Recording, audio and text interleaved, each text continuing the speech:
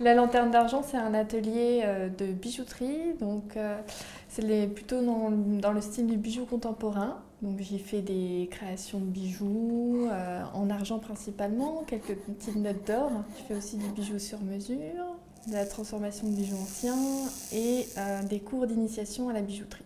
Cette envie, je pense que je l'ai toujours eue au fond de moi et en fait, c'est vrai qu'arriver au lycée se pose la question, j'ai toujours été créative, mais dans quel métier je vais pouvoir m'épanouir et en fait la bijouterie est venue un petit peu comme ça, naturellement. Le côté technique me plaît beaucoup.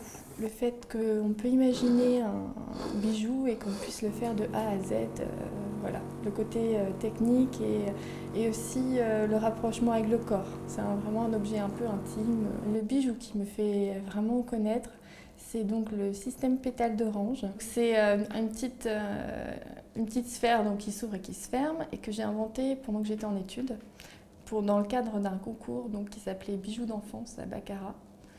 Et du coup, c'est donc le bijoutier Michel Kègre à l'époque qui m'avait accueilli en stage et c'est chez lui que je l'ai mis au point.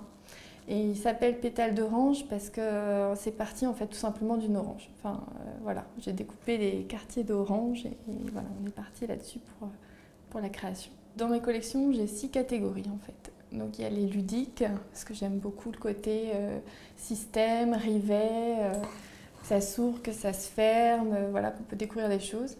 Il y a le côté astucieux. Par exemple, j'ai mis au point des parures à vernir, donc un petit coup de vernis à ongles et de dissolvant change de couleur à ces bijoux, tout ça. Il y a donc les discrets, plutôt pour les personnes qui préfèrent les petits bijoux, etc. Les indispensables, alors les indispensables, c'est un petit peu plutôt mes succès, voilà. Et puis voilà, les exceptionnels pour les pièces uniques, etc. Je travaille l'argent principalement et des matières un peu plus insolites comme le plexiglas pour y apporter de la couleur. Je travaille aussi l'émail sur cuivre et de l'or, des pierres précieuses, je peux en sertir aussi. Donc ça, c'est souvent dans le cadre des bijoux sur mesure en fait. La plupart par exemple en transformation de bijoux anciens, on arrive avec ces bijoux en or. Avec des pierres ou pas. Et donc en fait moi je refonds tout ça, je récupère les pierres et on part sur un projet sur mesure tout en gardant la valeur sentimentale en fait qu'on accroche aux bijoux.